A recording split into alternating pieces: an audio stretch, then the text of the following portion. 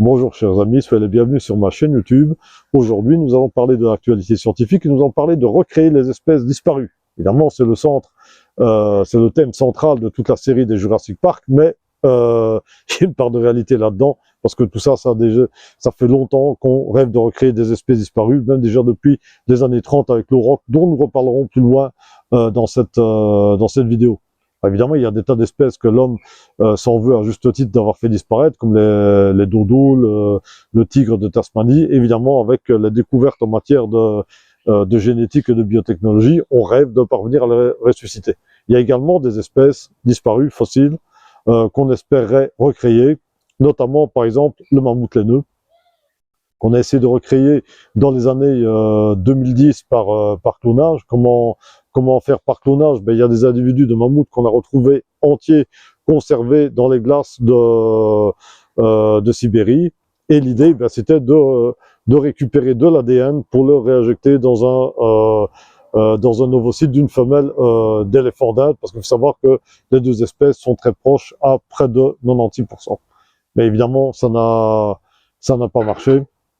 Et on est passé à une autre méthode qui est celle qui est proposée par la firme américaine Colossal Bioscience, qui voudrait en fait réaliser un hybride entre l'éléphant d'Asie et le mammouth. Donc en fait, ils voudraient compléter un ADN de mammouth avec de l'ADN d'éléphant pour réaliser des individus hybrides. Ça, ce sont des choses que je vois d'ailleurs dans mon cours de sciences avec mes élèves dans le cadre du cours sur la génétique et les biotechnologies, mais voilà, il y a une actualité récente que nous allons voir maintenant. Donc je vais vous passer une petite vidéo, puis nous en discuterons par après. La firme américaine Colossal Bioscience va annoncer une grande première pour la science, la naissance de 3 individus de loups sinistres ou loups géants, une espèce de canidés géant qui peuplait l'Amérique du Nord à l'ère glaciaire et qui a disparu depuis près de 10 000 ans. Au mois d'octobre 2024, 2 mâles ont été créés par clonage et ingénierie génétique. Il s'agit de Romulus et Rémus, tandis qu'au mois de janvier, une femelle, Khaleesi, vient de naître au mois de janvier 2025. Ce sont les premiers loups géants qui sont nés depuis près de 10 000 ans, et la firme affirme avoir réussi à ressusciter une espèce qui a disparu depuis la préhistoire. On va voir de quoi il retourne en réalité. Alors ça, c'est l'effet d'annonce de la firme Colossal Bioscience. Nous allons voir ce qu'il en est réellement. Tout d'abord, qu'est-ce que c'est ce loup géant ou loup sinistre, Enosion duris pour son nom latin? En fait, c'est une espèce de loup énorme qui était 25% plus grande que le loup gris nord-américain actuel, qui vivait en Amérique du Nord et qui chassait des très très grandes proies comme des mammouths. Et cette espèce a disparu il y a près de 10 000 ans. On a réussi à séquencer son ADN il y a 2-3 ans, sur base de 2 os, une canine qui date d'il y a 12 000 ans, et un os de l'oreille interne qui date d'il y a 72 000 ans, et on s'est rendu compte que c'est une espèce qui était très différente des loups et des chiens actuels, qui appartiennent au genre Canis. Même le coyote ou cygne il est parenté. En fait, c'est une espèce qui s'est séparée il y a 5,7 millions d'années, qui était quand même relativement isolée génétiquement. Alors, sur cette base-là, la firme a essayé, justement, sur base de ces gènes, de recréer le loup sinistre.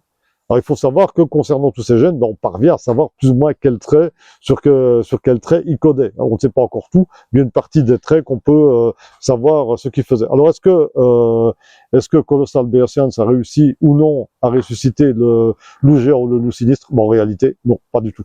Pourquoi?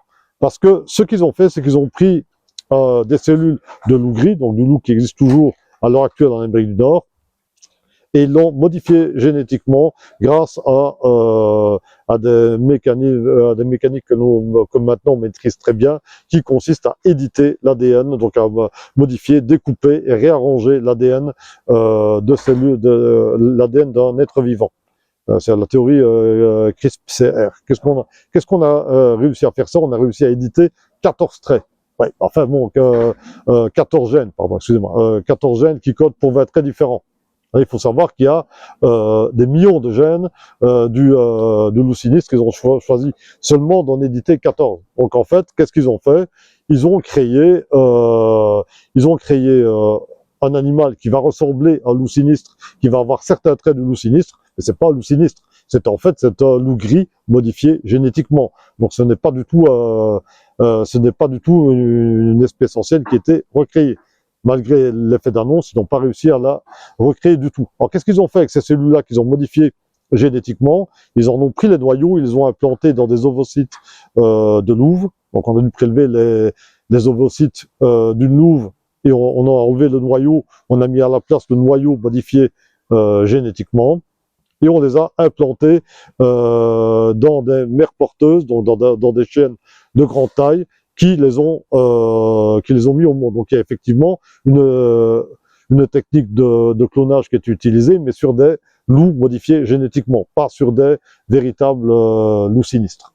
Alors, ces animaux, donc on sait qu'il y en a deux qui sont nés jusqu'à présent en très très bonne santé, Romulus et Rémus. Puis quelques mois après, il y a Calici qui est né au mois de janvier. Donc ça nous fait donc 3 individus qui sont nés. Ils ont été élevés et allaités seulement pendant une dizaine de jours par leur mère. Et puis évidemment, ils étaient nourris par des animaliers. On les a mis maintenant dans une réserve forestière de 8 hectares. Alors tout ça, ça va quand même poser pas mal de problèmes. Pourquoi? Parce que, évidemment, le clonage animal n'en est pas du tout à ses débuts. Il faut savoir qu'en 1996, il y a déjà la brebis Dolly qui a été clonée, qui est le premier mammifère qui a été cloné. Et par après, il y a eu pas mal d'autres animaux, puisque voilà, il y a certains animaux champions dans des élevages qui ont été clonés. Il y a même certains laboratoires, notamment en Corée du Nord, qui proposent de cloner des chiens, etc. Donc, ce sont des techniques qui commencent plus ou moins à être utilisées. Est-ce que ça marche à 100%? Non. Ce qu'il faut savoir, c'est que pour une naissance, il y a des tas et des tas de décès, des tas d'avortements spontanés. Donc, quand on va réimplanter les ovules dans des mères porteuses, bah, généralement, la grossesse ne se termine pas à terme, et beaucoup des animaux nouveau-nés meurent voilà, en bas âge. Et si ça ne continuait, et si ça ne suffisait pas, bah, en fait, même la brebis Dolly, on sait qu'elle est morte à 6 ans de maladie qui aurait touché une très vieille brebis. Donc en fait, beaucoup des animaux clonés en fait meurent prématurément à cause d'anomalies génétiques et à cause de maladies de vieillissement prématuré. On ne maîtrise pas très bien ce qui arrive par après. Donc le taux de succès est faible, c'est ce qu'il faut savoir, et les taux de survie de ces animaux-là, c'est pas extraordinaire. Alors par exemple, il y a des bovidés, des taureaux champions qui ont été clonés. On vend leur sperme, les paillettes de sperme sont vendues $50 la paillette de sperme, contre $150 pour l'individu original, parce qu'il veut bien dire ce que ça veut dire, c'est que les gènes de cet animal sont de moins bonne qualité que l'original. Donc déjà, c'est assez cruel pour ces animaux-là. Évidemment, à l'heure actuelle, ils n'ont que quelques mois, c'est encore des louveteaux. Est-ce qu'ils vont survivre? Bah, c'est absolument pas certain. Est-ce que le taux de succès est réellement celui que clame la firme? Maintenant, il faut savoir que dans le cas des canidés, ça se passe mieux que dans le cas d'autres espèces. Mais enfin, on peut quand même s'attendre à ce qu'il y ait eu, à ce que la firme n'ait pas annoncé éventuellement d'autres décès qui seraient survenus. Donc voilà, donc ça, c'est une technique qui va évidemment demander beaucoup d'essais, donc beaucoup d'ovules de louve qui est quand même, le loup gris est quand même une espèce qui est quand même aussi menacée. C'est cruel envers les mères porteuses. Il y a des chiennes qu'on a assimilées, enfin qu'on a plantées avec ces embryons, à qui on a repris leurs petits, donc c'est quand même assez traumatisant pour elles. Et il faut savoir qu'il y a un taux de succès qui est faible et qu'en général, ça va donner des animaux en mauvaise santé. Il y a encore un autre aspect éthique, c'est qu'il faut savoir que le loup, c'est un animal qui est social, et normalement, ben, voilà, les louveteaux sont élevés par leurs parents. Ici, on a 3 louveteaux qui sont dans une réserve et qui sont élevés par personne. Donc évidemment, il va y avoir des problèmes sociaux, éventuellement même des problèmes de comportement. Alors, déjà, je vois même ça sur mes poules ici, des poules qui sont nées en couveuse. Ben, il leur manque, elles ont parfois des comportements qui sont aberrants par rapport à des poules qui sont nées au nid. Donc être élevé par ses parents, c'est quand même important pour ces animaux-là. Leur avenir, c'est quoi en admettant qu'ils survivent? leur avenir, c'est juste, on va dire, de servir un peu de gadgets et de vitrines pour la firme, peut-être éventuellement pour booster les actions de la firme. Mais ces animaux-là, voilà, ils ne pourront jamais probablement retourner dans la nature, peut-être qu'ils ne pourront même jamais vraiment chasser, etc.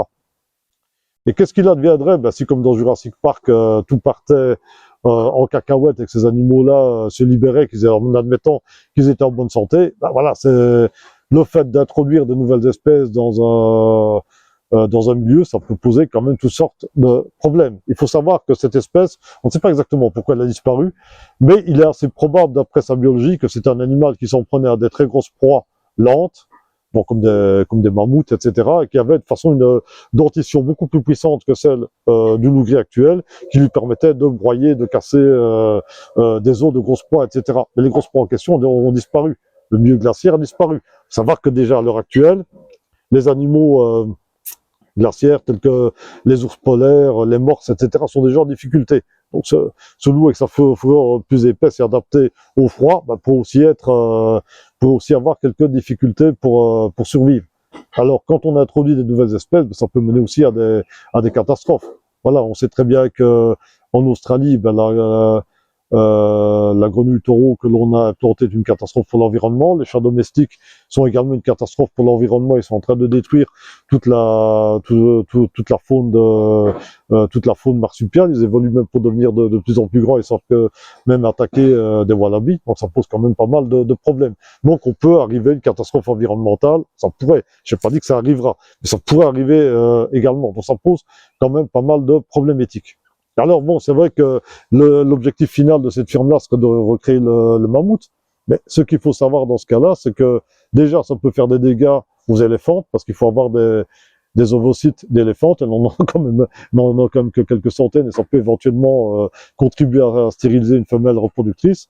Il va falloir que ce bébé mammouth-là, on va le mettre dans le ventre d'une éléphante qui peut aussi, pour qui ça peut aussi être une expérience traumatisante. Donc on risque de mettre en danger une espèce en voie de disparition, l'éléphant d'Asie, pour recréer un mammouth dont finalement l'environnement aura disparu.